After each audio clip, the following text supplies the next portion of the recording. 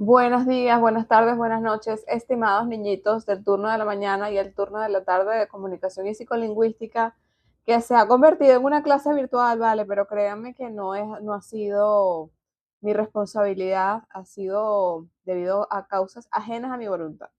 Por segunda semana no tuvimos clase, el 24 de junio tampoco tenemos clase porque es un feriado. Y bueno, siempre buscando la manera de solucionar, ¿vale? Porque este gobierno sí cumple y las cosas, bueno, para eso está la tecnología, para resolver.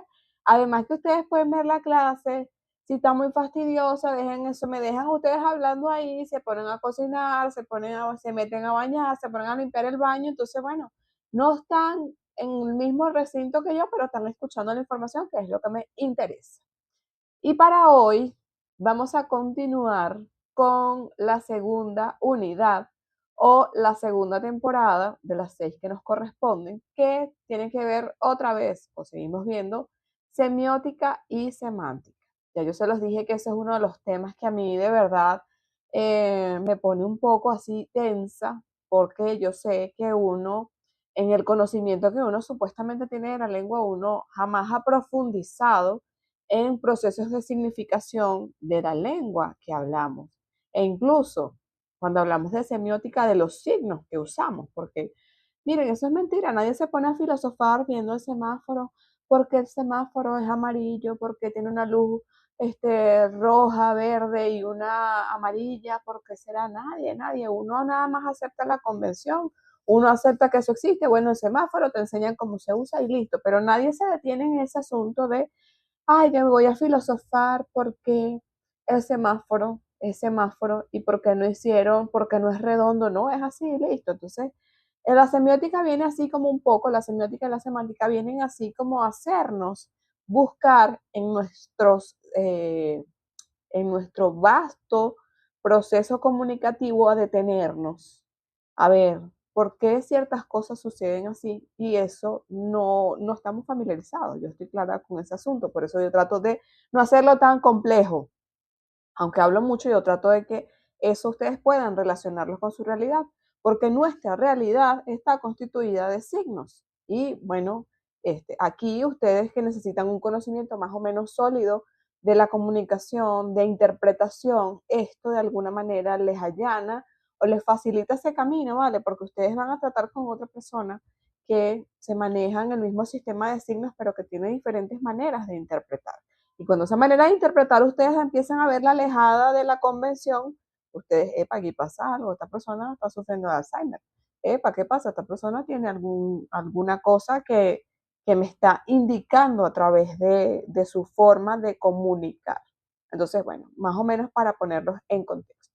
Entonces, damos inicio formal a la segunda clase de semiótica y semántica. Y yo sé que, miren, es que el gato yo lo escogí porque en el proceso de significación yo sé que uno cuando ve esto queda así como el gato.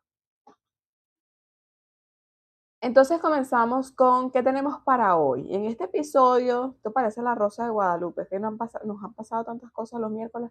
En este episodio de la Rosa de Guadalupe vamos a primero recapitular acerca de algunas definiciones y esas definiciones son puntualmente o específicamente semiótica y semántica, que es lo que digamos que es el faro que guía esta unidad, esta temporada. Luego vamos a delimitar cuáles son los campos de estudio de la semiótica y de la semántica, porque aunque las dos empiezan por S y se parecen bastante, sus campos de estudios son diferentes, partiendo de que la semiótica es una ciencia y la semántica es una disciplina o rama auxiliar de la lingüística. Luego vamos a ver también qué es denotación, qué es connotación. Ustedes lo han visto, no lo han visto, lo han escuchado, no lo han escuchado. Bueno, ya ustedes irán haciendo eh, su proceso de análisis y podrán relacionar, bueno, si yo conocía que era denotación o no conocía que era denotación y connotación, pero vamos ahí, vamos con firmeza, niñitos, pero vamos hacia adelante. Y luego tenemos también que vamos a darle un pequeño vistazo. Y con este pequeño vistazo es así porque es la primera clase que voy a dar de clasificación del signo. Esto viene del mismo señor complicado, Peirce. Bueno, Este señor que clasificó el signo en una tríada, también hace una tríada para hablar de cuáles son cómo es el signo, cuáles son los posibles signos que nosotros, cómo llegamos a significar, cómo se hace ese proceso de acuerdo a qué. Entonces, bueno, eso es de último, así que calmaos. Calma, pueblo, que la fuerza te acompañe, como dice ahí, ese se llama Grogu, no se llama Baby Yoda, pero uno le dice Baby Yoda, que la fuerza los acompañe. Entonces, tenemos allí en la primera imagen una caricatura. Y fíjense que esta caricatura es un personaje que muy probablemente ustedes no estén familiarizados porque esto es muy viejo. Mafalda tiene un poco más de 60 años o por ahí. Y comienza así. Ella está leyendo un libro, creo que es un diccionario, y lee lo siguiente. Democracia, del griego demos, pueblo, y kratos, autoridad. Gobierno en que el pueblo ejerce la soberanía. Y fíjense que la segunda casilla o la secuencia es ella con la mano puesta en el diccionario y de acuerdo a la semiótica, ese signo de esta niña es una niña que muestra una cara risueña, como burlesca en función de lo que acaba de leer. Luego se van a la tercera secuencia y está Mafalda, aparentemente cenando con su familia, y continúa con la risa. Fíjense que todo lo que nosotros podemos interpretar, toda la semiosis, que eso es la semiótica, lo que hace es eso, interpretar, buscar significados en este caso, de signos no verbales. Es decir, la semiótica se centra en signos no verbales. Entonces, fíjense, por eso a propósito escogí esto. Partimos de una imagen que sí tiene texto, ese texto lo podemos interpretar desde la semántica, pero las siguientes secuencias son carentes de texto. Entonces, leemos que como signo, leemos a Mafalda, su expresión facial, lo que hay en el cuadro, luego en el tercero vemos a su familia, a su mamá, lo que presumimos que es su mamá y su papá y el hermanito viéndola, porque continúa riéndose y ellos no logran significar, pero nosotros que venimos de la primera secuencia sabemos qué es lo que está pasando. Luego, en esa escena que todos están asombrados, porque bueno, pero ¿de qué se ríe? Comparte el chiste, bebé. Vamos a la cuarta, donde sigue ella riéndose y los papás la miran sin lograr hacer una relación de significación de qué es lo que está pasando. Entonces, yo selecciono esto porque de alguna manera vemos en primer lugar dónde actúa la semiótica, donde hay signos lingüísticos y cómo la semántica, perdón, donde hay signos lingüísticos y la semiótica para permitirnos interpretar todo lo que pasa en esa pequeña tira y a qué interpretación podemos llegar. Bueno, pues que cuando ella lee esa definición de democracia, hasta a mí me da risa porque la verdad es que la democracia es una cosa tan frágil y que el pueblo es el que menos ejerce la soberanía, que bueno, no es para menos la risa de Mafalda. Yo creo que la comparto. Entonces, fíjense cómo nosotros en nuestra vida, sin saberlo, hacemos semiosis, procesos de semiosis, porque nosotros buscamos interpretar signos para comprender o aproximarnos a realidades. Si nosotros nos quedamos en nada más ver, pero esta niña se está riendo y estos no entienden, y ay, bueno, ajá, ¿cuál es el chiste? O sea, hay que irse al proceso de semiosis, de significación, para que pueda cobrar sentido eso. Y nosotros generalmente, aunque no somos semiólogos, pues nosotros hacemos eso de manera natural, buscar significados a partir de signos lingüísticos y de signos no lingüísticos. A eso viene mi escogencia de Mafalda, además que Mafalda es una de mis tiras cómicas favoritas. Luego voy con una segunda imagen donde vemos tres códigos que se corresponden a tres sistemas de signos diferentes. Tenemos el primero. El primero es un código que, según se menciona ahí, es la letra A en el alfabeto braille. Entonces, cuando yo veo el alfabeto braille, si yo no conozco el código, a no ser por el apoyo que tengo abajo en este momento, yo no sabría que eso es la A. Entonces, eso forma parte de la semiótica, estudio de los signos. En este caso, es el signo del braille. Luego me voy a la letra A, a otro signo, porque están constituidos, los tres son signos diferentes, este signo que se corresponde con otro código, con, en este caso, la letra A en el alfabeto Morse. Entonces, cuando yo veo el alfabeto Morse es de pulsos y creo que es de pulsos y espacios, no estoy segura de cuál es el alfabeto Morse, pero tiene una configuración distinta. Entonces, para yo significar la A en ese alfabeto, debo hacer esa combinación de pulsos y pausas, no estoy segura cómo es el asunto, pero para que pueda transmitirse que es la A en eso. Sin embargo, ahí me da cuál es la codificación, para yo lograr significar eso en alfabeto Morse. Entonces, por último, tenemos la letra A en el alfabeto latino, que nosotros fácilmente la reconocemos porque estamos familiarizados con ese signo lingüístico. Entonces, fíjense que toda esta lámina se reduce a cómo nosotros hemos logrado de diferentes maneras significar. Y justamente en esa búsqueda de procesos de significación es que estudiamos semiótica y semántica, porque la comunicación humana está basada en signos lingüísticos y signos no lingüísticos. Entonces ahora vengo yo a refrescar las nociones o definiciones básicas que hay que tener claras en el abordaje de la semiótica y de la semántica. Recuerden que yo en la clase anterior virtual les mencioné que el nombre semiótica, semiología obedecía a la corriente del autor que cada quien elija. Básicamente, desde 1969 se designó para semiología y semiótica, se unificó al término semiótica. Entonces, yo hago la diferenciación por si acaso, pero recuerden que semiótica se corresponde con la literatura o con la nomenclatura empleada por Peirce y semiología con Ferdinand de Saussure, que, bueno, él maneja el término semiología. Entonces, en este sentido, vuelvo a refrescar la definición de qué es semiótica o semiología. Es una ciencia. Hay que tener claro que la semiología o semiótica es una ciencia. Y como ciencia, bueno, conforma un método de estudio que de los signos. Entonces, es la ciencia o el conjunto de conocimientos que analizan o explican los signos. Cuando yo hablo signos, hablo de la extensa variedad que existen de signos. O sea, la semiótica abarca todo eso. Nosotros nos circunscribimos específicamente al signo lingüístico, que es lo que compete a la semántica. Entonces, analizan o explican los signos. Signos es todo aquello que nosotros hemos logrado cargar de un significado en medio de la interacción social. Como lo decía Saussure, que, bueno, el signo es el estudio de los signos en el seno de la vida social, o sea, todo aquello que nosotros hemos convenido para designar nuestras realidades y los fenómenos comunicativos, los sentidos y las significaciones que se producen en la sociedad. Pero fíjense que la semiótica no es exclusiva del signo lingüístico, no se dedica nada más a eso como si hace la semántica.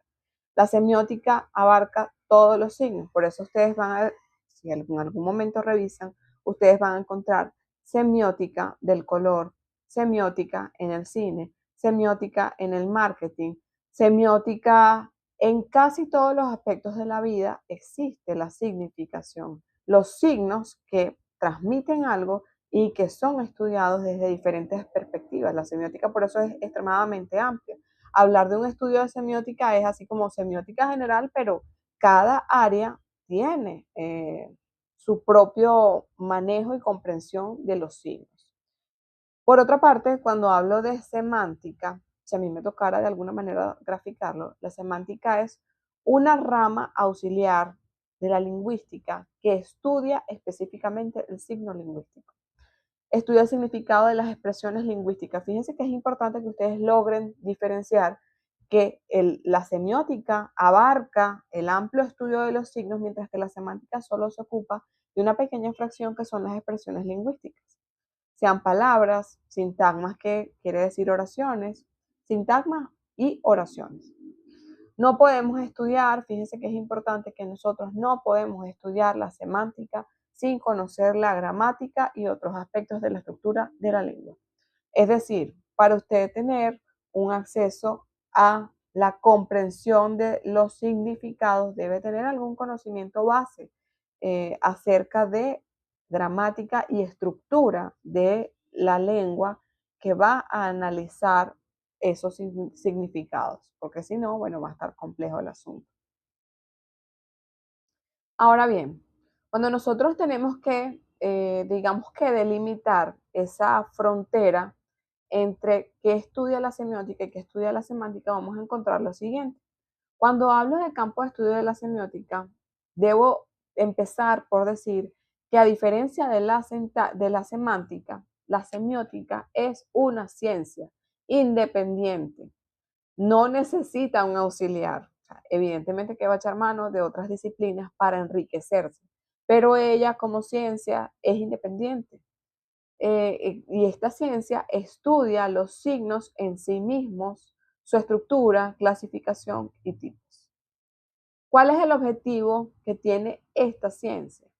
Comprender cómo los humanos crean, transmiten, interpretan y comunican significados en la sociedad.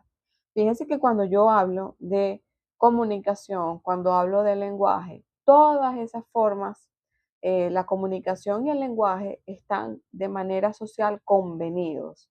Eso se ha logrado gracias a procesos de semiosis. Colectivamente, cuando se nombró, por ejemplo, no lo sé, algún término que se acuñó dentro de la lengua, fue una convención social o cuando se adoptó un signo nuevo, eso fue gracias a una convención social, porque se logró hacer ese proceso de transmisión de significados a través de eso. Entonces, ¿cuál es el objetivo? Bueno, nosotros aquí vamos a intentar aproximarnos, porque realmente es una aproximación, es una unidad bastante breve, a cómo nosotros logramos crear y comprender esos significados en la vida social. ¿Qué estudia? La significación y los procesos de comunicación, pero de los signos en general. Voy a hacer así como muy temática, signos en general, porque realmente son los signos en general. Porque cuando yo hablo de semiótica, vuelvo y repito, yo puedo hablar de semiótica en el cine, puedo hablar de semiótica en la publicidad, puedo hablar de semiótica del color, puedo hablar de semiótica de todos aquellos signos, no, nada más no se limitan a lo verbal, a diferencia de la semántica. Ahora bien, cuando voy a revisar cuál es el campo de estudio de la semántica, el campo de estudio de la semántica es mucho más delimitado, más pequeño, porque nada más nos vamos a quedar con todo aquello que sea expresiones que conciban la palabra, que conciban el signo lingüístico. Entonces, debo iniciar diciendo que es una rama de la lingüística. O sea, no es una ciencia, esto es una rama. Una ciencia es una disciplina auxiliar de la lingüística que nos permite el estudio de significados de los signos lingüísticos, expresiones y oraciones.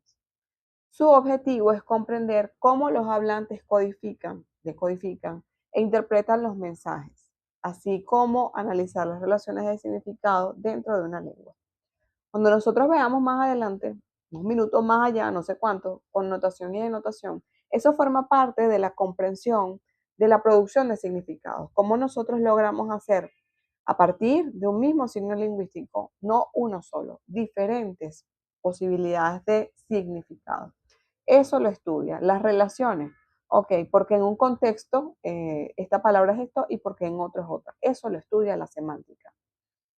Estudia relaciones entre los elementos lingüísticos, el contexto y las relaciones de significado. Todo siempre de la semántica va a apuntar a relaciones de significados entre palabras, entre expresiones y entre oraciones.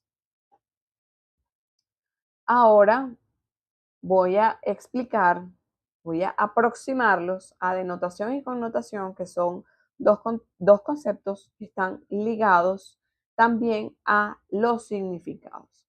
Fíjense que nosotros, muchas veces yo escucho a la gente hablando de eh, estoy literal tal cosa. Entonces yo a veces digo, bueno, la gente como que no maneja muy bien este asunto de literal. Entonces, hablando de literal, voy a hablar de denotación. Y la denotación es la descripción, es el uso del lenguaje en el sentido estricto de lo que quiero significar. Es decir,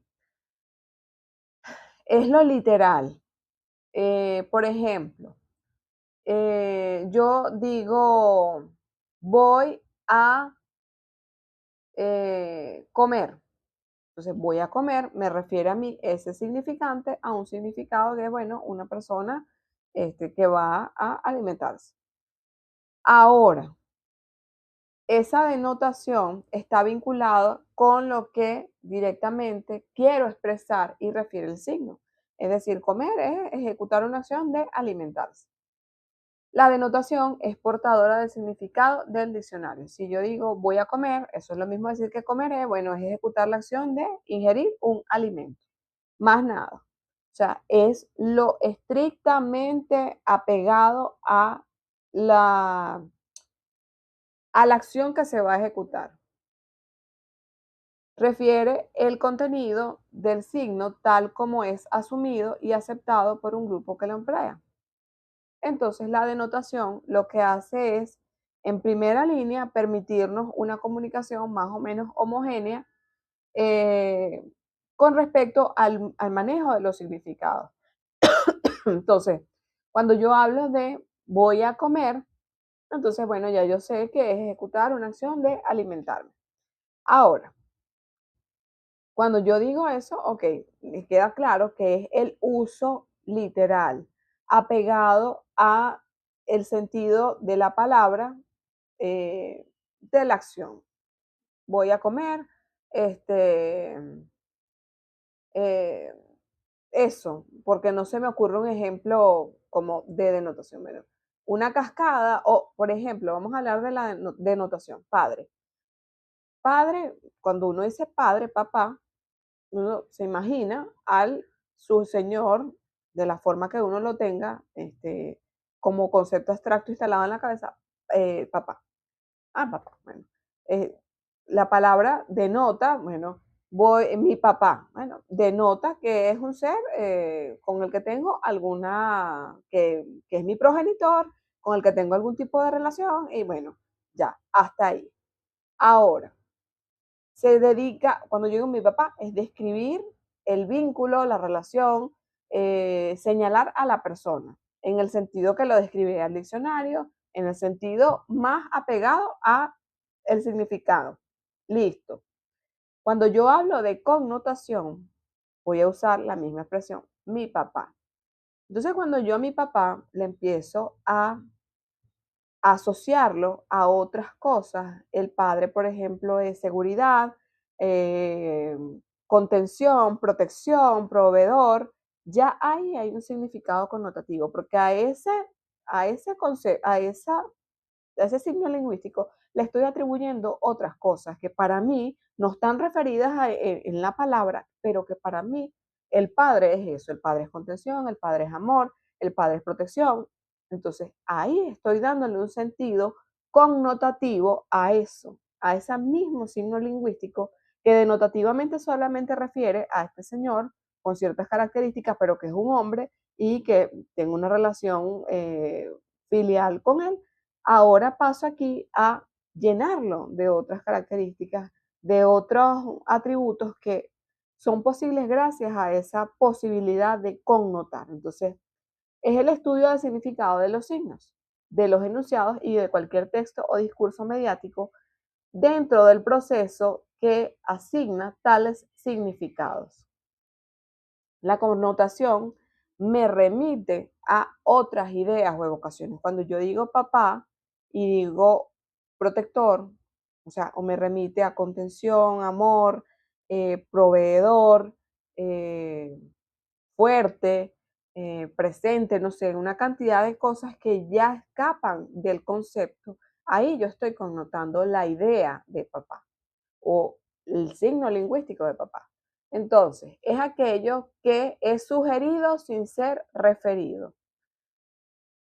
Cuando yo digo mi padre, mi papá, entonces todo lo que no expreso en la denotación, la connotación me da la posibilidad de llevarlo a otros puntos más ricos. Entender que, bueno, cuando de repente en poesía yo uso mi padre es para mí, bueno, toda una serie de características que no se quedan en la denotación, que trascienden y le dan riqueza a ese mismo término.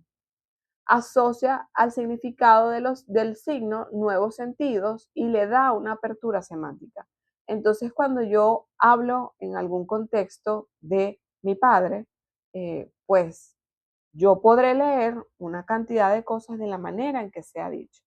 Mi padre, o sea, si por ejemplo, imagínense, ustedes van y la connotación que él tiene del padre es que el padre fue un padre abusivo, ausente, o sea, hay tantas connotaciones de padre como personas hay, porque bueno, hay multiverso prácticamente y gente que bueno, que tiene diferentes experiencias en función a ese mismo signo lingüístico. Bueno, este señor no lo conozco o este señor fue lo máximo, pero eso tiene que ver con la capacidad de uno referirse, de uno multiplicar significados, que es lo que llamamos polisemia. Este asunto en clases voy a abordarlo de repente un poquito más extenso y voy a referirme ahorita a un cuento que a mí en lo personal me gusta mucho para uno entender lo que es connotación y denotación. Denotación es el sentido literal y connotación es cuando hay una carga de otras cosas, tal vez muy relacionadas con la cultura, muy relacionadas con la experiencia personal, que me hace elevar ese significado a otras posibilidades. Hay un cuento que a mí me gusta mucho, yo creo que lo leímos el año pasado, se llama Una mujer ardiente. Y cuando yo les hablo a ustedes de una mujer ardiente, ¿qué es lo primero que les viene a ustedes a la mente? Honestamente, a los chicos, bueno, yo sé que les viene a la mente, pero a las chicas también piensan lo mismo, porque también hay un asunto de género en la manera de connotar. Entonces, fíjense, si ustedes leen eso de una mujer ardiente desde la denotación, ¿qué quiere decir de eso? Una mujer que está prendida en llamas o que está ardiendo, pero eh, de manera que sí hay fuego implicado ahí. Eso sería leer ese título, Mujer Ardiente, desde la denotación. Es decir, describir un fenómeno en función de lo estrictamente apegado al diccionario, a lo literal. Mujer ardiente, bueno, una mujer que está en fuego, pero en fuego literal, o sea, existe fuego, llamas sobre ella. Entonces, ese cuento juega con la capacidad de denotación y de connotación. Fíjense que el cuento es más o menos así. El cuento, a partir del título, que es bien sugerente, y que voy a retomarlo de la denotación, si uno lo toma en sentido estricto, una mujer ardiente es una mujer que tiene prendida unas llamas. Pero ¿qué pasa con la posibilidad cultural de darle otros significados a este asunto de mujer ardiente? Bueno, una mujer ardiente es una mujer deseable, hermosa, voluptuosa, que todos desean. Cuando yo logro trascender la denotación, que es la mujer en llamas, paso a otro significado que puede ser asociado a la cultura, que es la connotación. Y la connotación me la da eso, bueno, una mujer voluptuosa, hermosa, con unos atributos que la hacen deseable. Entonces, el cuento está construido a partir de eso, de la doble posibilidad de leer. ¿Qué pasa? Uno se deja llevar, en ese caso, por la connotación. E incluso en el desarrollo del cuento también la mujer se deja llevar por la connotación que se le ha dado culturalmente al término mujer ardiente. Y lo interesante es que ella atiende como a un anuncio clasificado y va a hacer un casting para ser una mujer ardiente, porque el casting era, ¿quieres ser una mujer ardiente? Y ella, deseosa de ser una mujer importante, deseada, provocativa, asiste. Y van narrando y toda la secuencia es así como que, bueno, hay una preparación para ser una mujer ardiente y había una cosa bien estricta. Al final, ella fue convocada para efectivamente ser inmolada en otro país y bueno, ser una mujer ardiente. Entonces, fíjense cómo pasamos del juego de lo estrictamente denotativo, de lo apegado al significado y juegan con lo cultural, porque ella no lo leyó. Si yo hubiese sabido que era denotativo y no connotativo, muy probablemente no hubiese asistido a inmolarse en algún otro país de estos con creencias un poco extrañas, donde, bueno, era un acto importante inmolarse públicamente y ser una mujer. Entonces, es más o menos para darles una idea de este asunto de denotación, sentido apegado literal a lo que se intenta decir y describir, y la connotación, todas las múltiples posibilidades que puede tener una misma palabra, una misma expresión, a partir de múltiples factores, muchas veces asociados a la cultura y, bueno, a las posibilidades a la carga que cada quien le da a esa palabra. Y en ese orden de ideas, si leyeron, si revisaron ¿cómo se llama? La lectura que les mandé de Fernando Sabater, la introducción al libro Las preguntas de la vida, él hace referencia a una pintura que definitivamente, si el arte no tuviera la posibilidad de significar múltiples cosas, pues no tendría sentido. Porque si uno revisa el cuadro al que él hizo alusión, que se llama El Jardín de las Delicias, que es un cuadro que está como dividido en 3 segmentos, y cada segmento de esos tiene una significación, tiene una posibilidad de lectura desde la semiótica. Si uno pasa los ojos por allá, no, pero tengo un montón de gente desnuda, ay no, qué locura es esta. Si uno no se detiene a reflexionar en los signos que está percibiendo, pues el arte no tendría sentido, la literatura no tendría sentido, sobre todo porque la literatura tiene una alta carga connotativa. La literatura juega con la posibilidad de connotar que nosotros tenemos, porque no se queda nada más en narrarte una historia, sino lo que logra evocar en cada uno de los lectores. Y va a tener tantas connotaciones, tantas lecturas, tantas posibilidades como lectores existan. En ese orden de ideas, tomo este cuadro que si uno le pasa los ojos, ay no, pero mira, ¿qué es eso? Y todo el mundo empelotado, ¿qué locura es esa? Ay no, no, de verdad, ¿qué arte es ese? Pero si uno se detiene a analizar, a hacer semiótica, a revisar cuáles son los signos, en este caso signos no lingüísticos, tal vez uno pueda realizar una interpretación más rica, encontrar significados dentro de eso que es una cosa como súper saturada, pero que analizando cuadro por cuadro, de repente uno consigue algo que lo refiera a alguna connotación. Entonces, ese cuadro, que aparentemente es así como caótico, que es tan surrealista, tiene, si uno lo va analizando parte por parte, se da cuenta de que hay partes, hay fragmentos, hay imágenes que lo ponen a uno a hacer proceso de significación.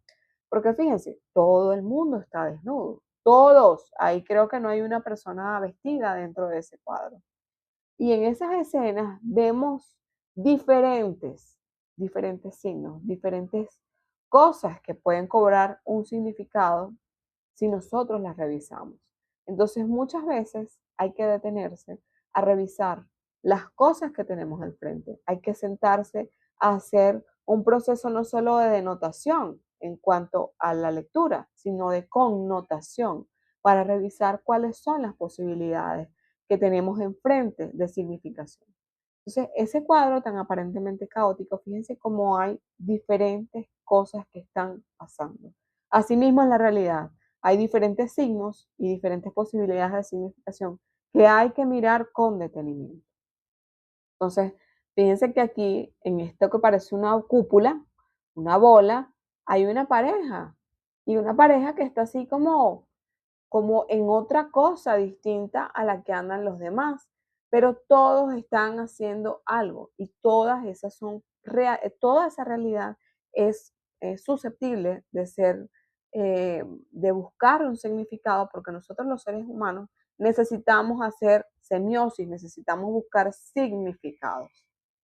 Entonces, este cuadro es para de alguna manera hacer la reflexión de cómo en una misma realidad cohabitan tantas cosas que son susceptibles de ser analizadas y de buscarle un significado que al fin de cuentas es lo que hace la semiótica. Muy probablemente aquí se aplique la semiótica del arte para saber qué es lo que está pasando, para buscarle un significado a este cuadro de manera general, o al menos seleccionar algunas de las escenas que están aquí para darle un sentido. Ahora voy con la última parte, que es la introducción a lo que sería la clasificación semiótica del signo según Peirce. Porque esto no lo hizo Saussure, esto lo hizo el señor Peirce, el señor complicado, el señor que le gustan las cosas de tres. Entonces, cuando yo hablo de clasificación semiótica del signo, es porque él analiza cómo los seres humanos logran clasificar, cómo logran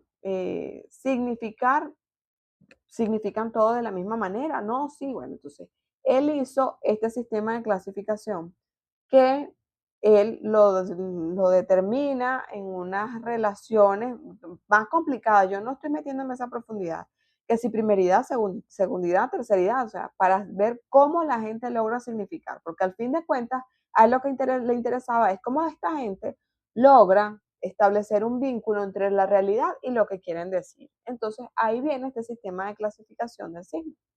Entonces, el primero dice que hay una clasificación o una categoría de signos que se llaman íconos y que esos íconos son los que están más próximos a significar, a entenderse por su relación de semejanza con lo que quieren significar.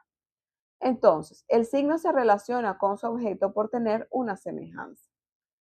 Por ejemplo, cuando yo veo un pictograma de una mujer en un baño, eso yo logro relacionarlo con facilidad, logro leerlo e interpretarlo con facilidad, que esa puerta, sea lo que sea, si tiene una figura de una mujer, es porque si yo soy mujer y ahí está la mujer, yo puedo entrar a ese sitio porque yo soy mujer. Si por el contrario yo soy hombre y quiero entrar ahí, yo no me parezco a eso y no debería entrar en ese sitio. Entonces, en función de la semejanza que existe, que nosotros logramos interpretar, se llama icono, signo, icono, signo, icono. Entonces, cuando yo veo una foto y yo puedo establecer, este se parece, no sé, este se parece a Ricky Martin. Esto es un icono, porque hay una relación directa de semejanza. Si este se parece a Ricky Martin y yo reconozco la referencia que es Ricky Martin, bueno, eso es un icono en función de la semejanza. Cuando yo veo, por ejemplo, cuando voy en una carretera montañosa y veo un signo que muchas veces están así como un dibujito de una montaña y a veces es como derrumbándose, para mencionar que es una zona de derrumbe. Entonces yo a través del conocimiento de la realidad, a ver, yo más o menos conozco que el dibujo de una montaña es esta y que si están como unos pedacitos cayéndose es una zona de derrumbe. Entonces yo logro significar en relación a la semejanza. Bueno, este dibujo se parece a la montaña y estas pelotitas debe ser que se está desmoronando. Entonces, yo logro comprender ese significado de ese icono, o sea, de ese dibujo de la montaña eh, derrumbándose, porque yo conozco la realidad, puedo establecer una semejanza entre el dibujo y la realidad del dibujo de la montaña. Entonces, bueno, esto es una zona de derrumbe, hay que tener cuidado. Entonces, en ese sentido, se establece la relación, la semejanza. Una fotografía, un dibujo son iconos. Entonces, en el sistema de significación de Peirce, él determina que un icono es lo más parecido a la realidad y en función de eso está establecida la relación de semejanza. Es decir, yo puedo asociar fácilmente un dibujo de una bicicleta con la bicicleta real porque hay una relación de semejanza. Ahora, si la bicicleta está dibujada toda extraña, bueno, no puedo decir que es un icono porque está alejado de la realidad, de la semejanza, que son dos ruedas y dispuestas de una manera lo demás. Ahora bien, continúo. En el segundo, eh, la segunda manera de significar, de establecer relaciones de significado, está algo que se llama índice, que es signo índice. Y eso señala e indica en forma directa el objeto al cual se refiere. Por ejemplo, cuando yo para esto debo compartir como el tiempo y espacio con eso que quiero establecer la relación de significación. Por ejemplo, cuando yo me asomo a la ventana y veo las nubes grises. Esas nubes grises son un indicativo o un índice de que muy probablemente llueva, como pasó ayer que se inundó media Maracay. Entonces, esa relación que yo estoy estableciendo entre el signo, índice, y el referente es probablemente llueva porque hay nubes grises. Si por el contrario yo me asomo por la misma ventana y veo humo, ese humo es un signo índice de que, bueno, o hay parrilla o hay un incendio. El Henry Pittier se está quemando. Como también ha pasado, entonces uno ve el humero y ya uno se refiere automáticamente a que, bueno, otra vez el cerro Henry Pittier, la montaña, el parque Henry Pittier se está quemando. Por ejemplo, si yo estoy cocinando una arepa y me distraje, me fui, no sé, ay, la arepa no estuvo rápido y me empieza a pegar un olor, alguien grita, mira, huele a arepa quemada. Eso es un signo índice. El índice es el indicativo, es que se te huele a quemado porque se te está quemando la arepa o se te está quemando el arroz que dejaste montado. Entonces, el signo índice implica que debe haber una relación temporoespacial en el sitio donde está sucediendo o lo que yo con el referente y me da señales de algo. Es decir, el olor a humo o el olor a arepa quemada es un índice de qué? De que la arepa se está quemando. Cuando me asomo y veo las calles mojadas, Maracay inundada, quiere decir que ha llovido, mucho poco, pero ha llovido. Cuando me asomo y veo la nube gris, quiere decir, es un índice, un signo índice de que puede ser que llueva. Entonces, el índice lo que hace es establecer una relación causal con aquello que estamos mencionando. Y por último, el símbolo se refiere a lo más elaborado en procesos de significación. Y digo más elaborado porque no hay una relación de ningún tipo. No hay una relación que yo pueda establecer desde lo que estoy viendo, desde la similitud, sino desde algo que se ha construido socialmente. Entonces, cuando yo veo un símbolo, por ejemplo, el signo símbolo de Wi-Fi, que son tres rayitas y un puntico abajo. ¿Eso a qué me refiere? Bueno, realmente eso no tiene ninguna relación de similitud, no tiene una relación causal. Eso es una construcción social que se hicieron. Bueno, suponemos que la señal se ve así y bueno, lo dibujaron así. El símbolo de la paz no tiene ninguna relación con esa palabra que se le ha impuesto. Símbolo de la paz no tiene ninguna relación. Las palabras no guardan ninguna, los signos lingüísticos que nosotros manejamos en el español no tiene ninguna relación con lo que designan. Entonces, el símbolo es lo más alejado de algo que guarde relación con aquello que nombran.